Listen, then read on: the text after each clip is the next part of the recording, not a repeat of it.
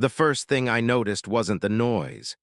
It was the smell of freshly cut earth drifting through my open window, sharp and out of place in a morning that was supposed to be quiet.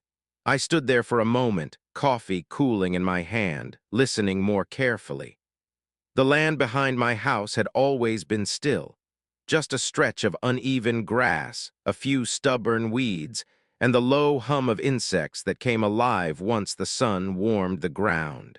I'd bought it for that reason: space, silence, a sense that nothing would happen unless I decided it would. But that morning something was happening. I stepped outside barefoot, the wooden porch cool under my feet. The sound became clearer with each step: metal scraping, engines idling, voices calling out measurements. Beyond the fence line, where the property dipped slightly before leveling out again, there were machines. Real ones. Yellow paint, thick tires, men in reflective vests moving with the easy confidence of people who believed they belonged exactly where they were. On my land. I didn't rush toward them. I just stood there, letting the scene settle into something my brain could accept. A small excavator had already bitten into the soil near the tree line. Orange stakes marked a loose curve that hadn't been there yesterday. A temporary sign leaned crookedly near the access road, but it was facing the wrong direction, as if no one expected me to read it. For a long moment, no one noticed me. That, more than anything, bothered me. I cleared my throat and raised a hand, unsure who I was signaling. A man glanced over, nodded politely, then went back to what he was doing. No confusion, no apology. Just acceptance, as if my presence was expected but irrelevant. "Hey," I called out, louder this time. The machine shut down with a sigh. Another worker pointed toward a woman standing near a folding table, her hair pulled back neatly, clipboard tucked against her side. She wasn't wearing a vest. She wasn't holding tools. She looked administrative. She walked over with an expression that was calm, practiced, and almost friendly. "Good morning," she said. "Are you the owner here?" I nodded. "Yes. And I'm trying to understand why there's construction happening on my property." She glanced behind her, then back at me, flipping a page on her clipboard as if the answer might be printed there. "This is part of an HOA improvement project," she said evenly. "According to our records, this section falls within the association's development area." I laughed once, softly, before I could stop myself. "I'm not part of an HOA?" Her pen paused, just for a second. She looked up at me again, this time with more focus. Not concern, not guilt, just calculation. "Well," she said after a breath, "that's something we'll need to clarify." Behind her, the machine stayed silent, waiting. And standing there, barefoot on my own porch, I realized this wasn't a misunderstanding that would disappear by lunchtime. By the time I put on shoes and walked closer to the fence, the ground already looked different, like it had been disturbed in a way that couldn't be smoothed over with a rake and good intentions. The woman introduced herself simply, first name only, and spoke in a measured tone that suggested she was used to conversations like this. Not arguments, conversations. The kind where people came in confused and left resigned.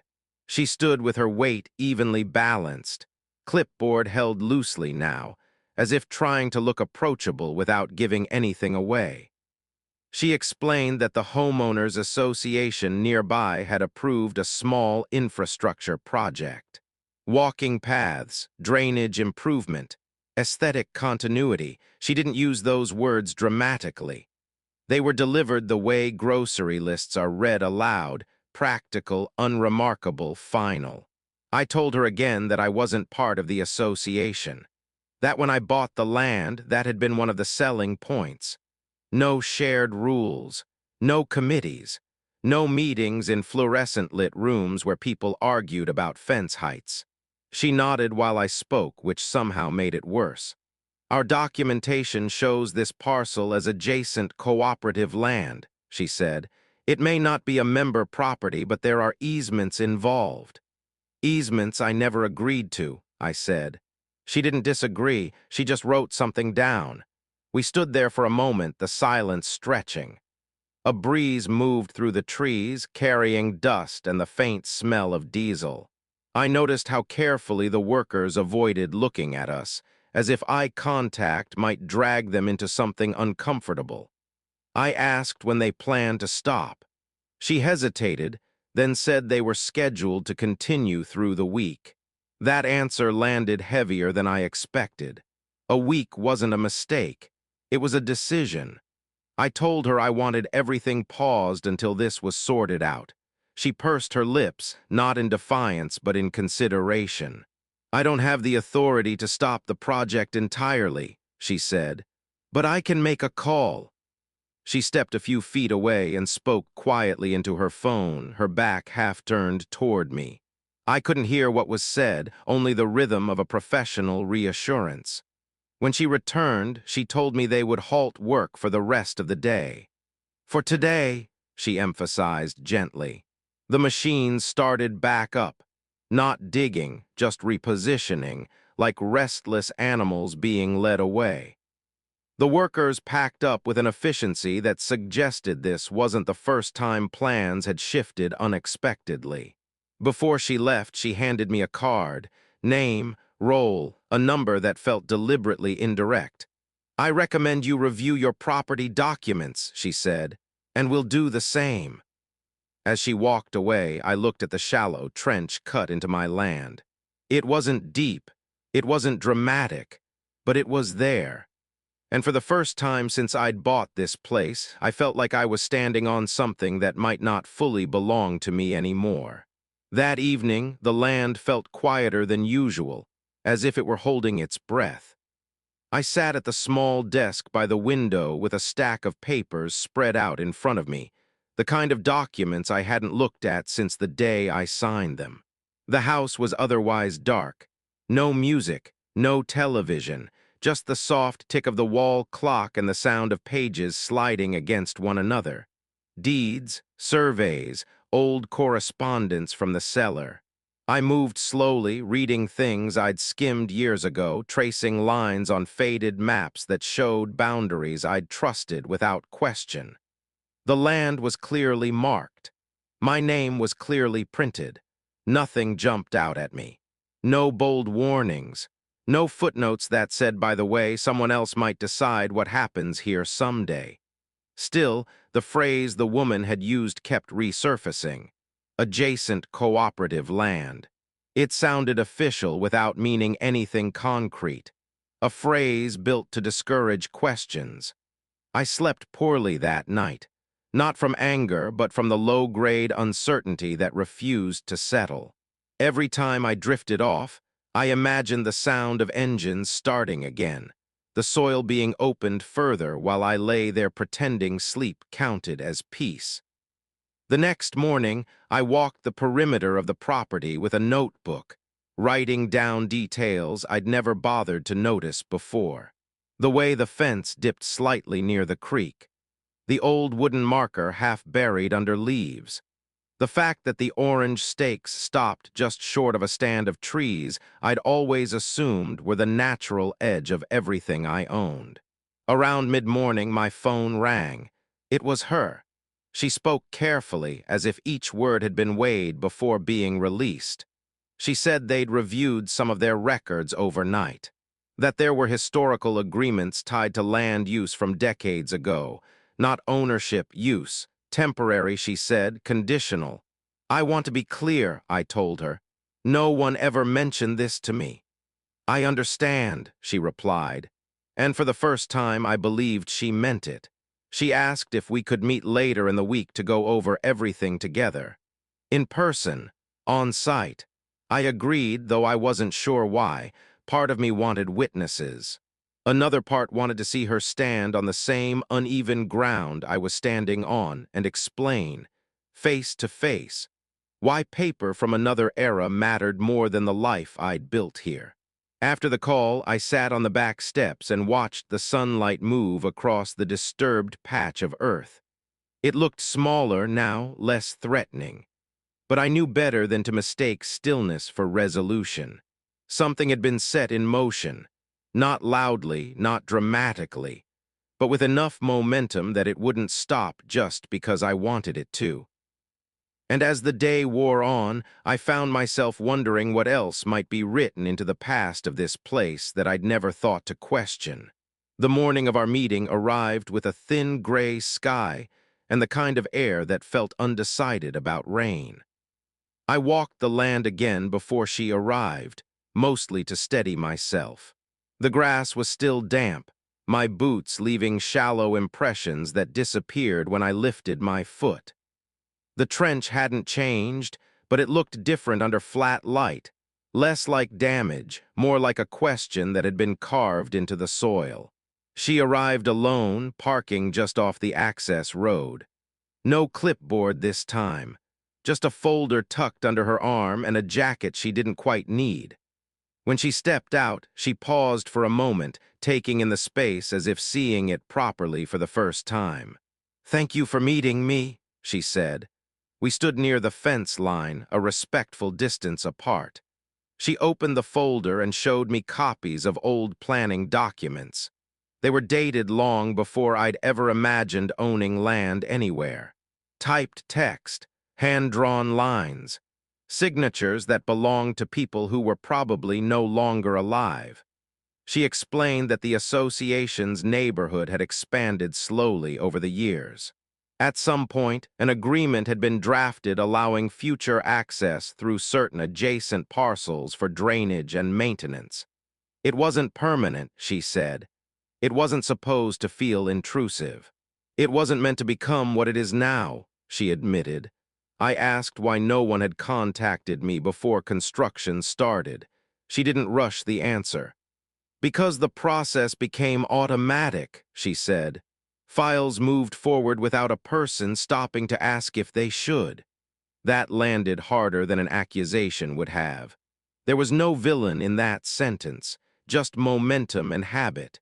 We walked together along the staked curve.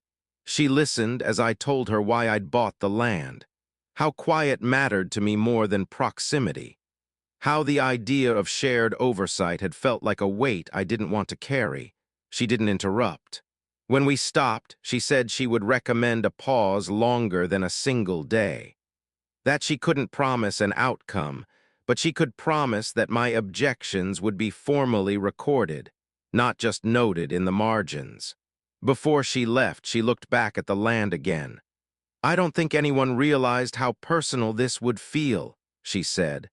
After she drove away, the sky finally opened into a light rain. I stood there until my jacket darkened, letting the drops erase my footprints one by one. The land didn't look healed, but it looked patient. And for the first time since this started, I felt like someone else was finally walking at the same pace I was, slowly, carefully, and without pretending there was an easy ending waiting just ahead. The pause she promised stretched into several days, long enough for the land to start feeling like itself again. No engines, no voices carrying across the open space, just the return of small, ordinary sounds, the wind brushing through tall grass, birds settling back into their routines as if nothing had interrupted them. Still, every time I looked toward the tree line, I saw the curve of stakes in my mind, ghostly and persistent. I spent those days thinking more than doing, not strategizing, not preparing for a fight, just sitting with the idea that ownership, the way I'd understood it, might be more layered than I'd wanted to believe. She called once midweek to let me know the association board had reviewed her report. She didn't share details, only that opinions varied and that was being generous. Some saw the land as a technical necessity. Others saw it as a relationship that had been mishandled. "They're not used to being challenged," she said, not defensively, just factually. I asked her if she thought the project would continue. There was a pause on the line. "I think it will change," she said. "I just don't know how yet." On the fifth day, a surveyor arrived. Not with machines, but with measuring tools and quiet concentration. He worked alone, nodding politely when I greeted him, careful to stay within what he called the existing understanding. I watched from a distance, noting how even careful steps could still feel like an intrusion when taken without invitation. That evening I walked the boundary again. This time I noticed something new, a small plaque near the creek, half hidden by moss. I'd passed it 100 times without reading it. It referenced shared water management dated decades back. Not an agreement exactly, more like a reminder that land doesn't always behave according to lines we draw. I realized then that this wasn't just about stopping a path or protecting silence. It was about being seen as present, current, alive in the decisions being made. When she came by later that week, she didn't bring documents. She brought questions. How attached was I to that section of land? Were there changes I could tolerate? Were there conditions that would make shared use feel less like surrender? I didn't answer right away. We stood there as the light faded, both of us looking at the same ground from different histories. And in that shared quiet, I understood that whatever came next wouldn't be a clean victory or a simple loss. It would be something negotiated, shaped slowly, and carried forward with more awareness than what had come before. The next meeting didn't happen on my land. That alone felt significant. She suggested a neutral place, a small community room near the edge of the neighborhood, plain enough that it didn't feel like anyone's territory. When I arrived, the lights were already on, humming softly overhead. Folding chairs were set in a loose half-circle, not a table, not a confrontation, just space. There were only a few people there, fewer than I'd imagined. They introduced themselves by first names and roles, careful to keep things informal. No one raised their voice. No one apologized either. It felt like a room full of people trying not to make things worse. She started by summarizing what had happened, her tone steady, precise. She didn't dramatize it. She didn't minimize it. She described a process that had moved forward without a pause, without a check-in, without anyone asking a basic human question. Whose land is this, really? When it was my turn to speak, I surprised myself by not talking about legality. I talked about mornings, about choosing that place because nothing happened there unless I made it happen, about how it felt to wake up and find that assumption quietly overturned. No one interrupted me. One man asked whether I would consider limited access during certain months. A woman wondered aloud if the path could be redirected farther from the tree line. They spoke carefully, like people testing the weight of their own ideas.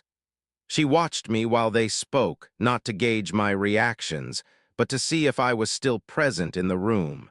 I was. By the end of the meeting, nothing had been decided, but something had shifted. The project wasn't paused because of paperwork anymore. It was paused because it didn't make sense to move forward the way it had. As we packed up chairs, she walked with me to the door. "Thank you for not turning this into something it didn't need to be," she said. I didn't know how to respond to that. I wasn't sure restraint deserved thanks. Outside, the evening air felt cooler than expected. The parking lot was nearly empty. She stood there for a moment, hands in her jacket pockets.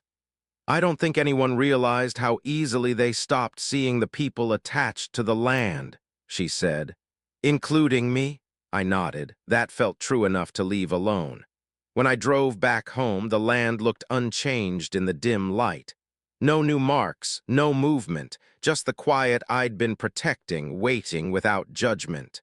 But I knew now that quiet wasn't the absence of conflict. It was the result of attention.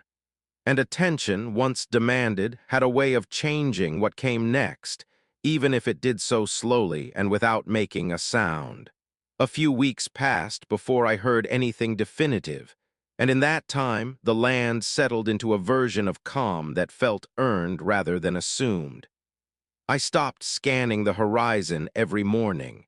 The trench softened at the edges as grass leaned back toward it. indifferent to the human disagreement that had caused it. Life resumed its quiet patterns, and I let myself believe, carefully, that whatever decision was coming wouldn't arrive with engines and tape again. When she finally called, it wasn't urgent. That alone told me something. She said the association had agreed to revise the plan. The path would be rerouted to remain entirely within their existing boundaries. The drainage adjustment would be narrower, temporary, and monitored, with access only if conditions genuinely required it. No open-ended assumptions, no automatic rights. "They want your acknowledgement," she said, "not permission. Just confirmation that you've seen the changes." I asked if that was standard. "It is now," she replied. "We met one last time on the land, standing where the stakes had once been." She showed me the updated diagrams, clean lines, clear limits, everything labeled in a way that left little room for interpretation. It wasn't perfect, but it was honest. I told her I could live with this version. She exhaled, a sound I hadn't realized she'd been holding in. "I'm glad," she said, and I believed her. Before she left, she asked if I'd consider attending a future meeting, not as an obligation, but as a voice. I told her I'd think about it. That was as far as I was willing to go. After she drove away, I stayed where I was, listening. The land felt the same as it always had, but I didn't. I was more aware of how fragile assumptions could be, how easily silence could be mistaken for consent. Nothing dramatic had happened. No triumphant moment, no clear winner, but the rules had bent just enough to acknowledge a person standing in the way. As the sun lowered, the light caught the grass at an angle that made everything look briefly new. I wondered how many other quiet places carried stories like this, small, unresolved, and rarely told. And I realized that this one at least would stay with me, not as a warning, but as a reminder to keep paying attention, even when things seemed settled. Nothing announced the end of it. There was no final call, no envelope in the mail that declared things resolved. I realized it was over on a morning that felt exactly like the ones before it. The air was cool. The land was still. I stood on the porch with a mug in my hands and noticed that I wasn't listening for anything anymore. That quiet shift, the absence of anticipation, told me more than any formal closure could have. A few days later, a small crew returned, not to build but to undo. They removed the last of the stakes, filled in the shallow cut with care, tamping the soil until it sat level again. One of them waved when he saw me watching. No tension, no awkwardness, just work being finished properly. She didn't come with them, that felt right. The grass would take time to fully reclaim the space, but I didn't rush it. Some marks deserve to fade at their own pace.